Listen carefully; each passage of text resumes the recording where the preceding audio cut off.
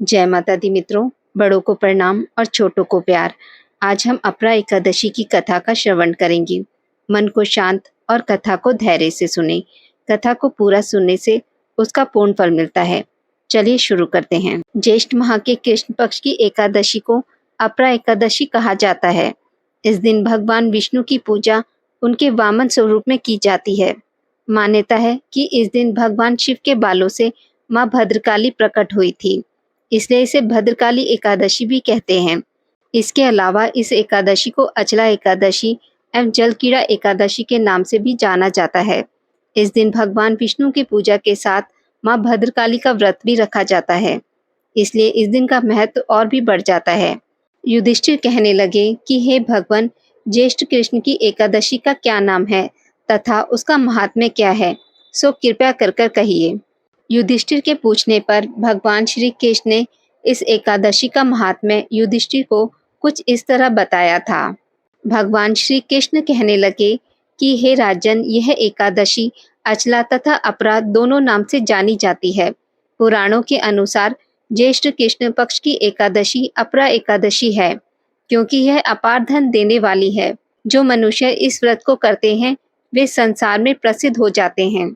इस दिन भगवान त्रिविक्रम की पूजा की जाती है। अपरा एकादशी के व्रत के प्रभाव से ब्रह्महत्या, भूत योनि, दूसरे की निंदा आदि के सब पाप दूर हो जाते हैं।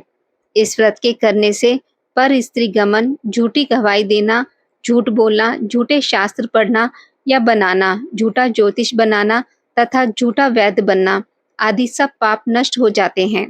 जो क्षत्रिय युद्ध से भाग जाएं वे नरकगामी होते हैं, परंतु अपरा एकादशी का व्रत करने से वे भी स्वर्ग को प्राप्त होते हैं। जो शिष्य गुरु से शिक्षा ग्रहण करते हैं फिर उनकी निंदा करते हैं वे अवश्य नरक में पड़ते हैं, मगर अपरा एकादशी का व्रत करने से वे भी इस पाप से मुक्त हो जाते हैं। जो फल तीनों पुष्कर में कार्तिक पूर्णिमा को स्नान करने से या गंगा तट पर पितरों का पिंडदान करने से प्राप्त होता है, वही अपरा एकादशी का व्रत करने से प्राप्त होता है।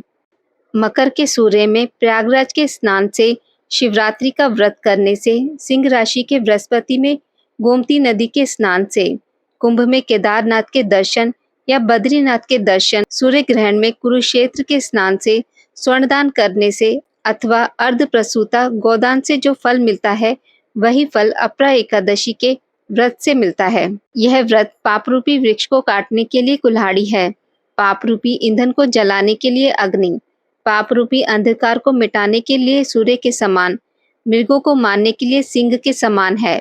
अतः मनुष्य को पापों से डरते हुए इस व्रत को अवश्य करना चाहिए। अपरा एकादशी का व्रत तथा भगवान का पूजन करने से मनुष्य सब पापों से छूटकर विष्णु लोक को जाता है।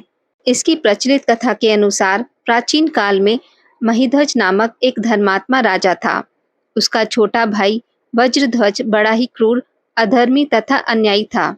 वह अपने बड़े भाई से द्वेष रखता था।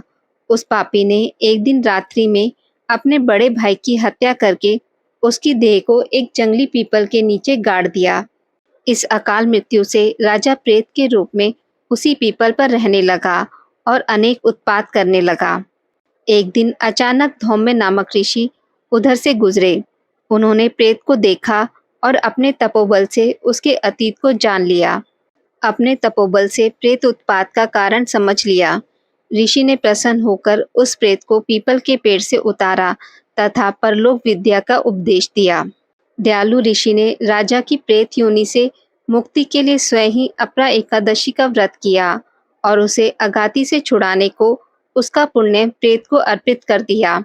इस पुण्य के प्रभाव से राजा की प्रेत योनि से मुक्ति हो गई। वह ऋषि को धन्यवाद देता हुआ दिव्य देह को धारण कर पुष्पक विमान पर बैठकर स्वर्गलोक को चला गया। हे राजन, यह अपरा एकादशी की कथा मैंने लोकहित के लिए कही है। इसे पढ़ने अथवा सुनने से मनुष्य सब पापों से छूट जाता है। आज की इस वीडियो में बस इतना ही। मित्रों, अगर आपको मेरी वीडियोस पसंद आती हैं तो इसे लाइक और शेयर ज़रूर करें और पूजा पाठ से जुड़ी जानकारी के लिए मेरे चैनल को सब्सक्राइब करना ना भूलें। धन्यवाद।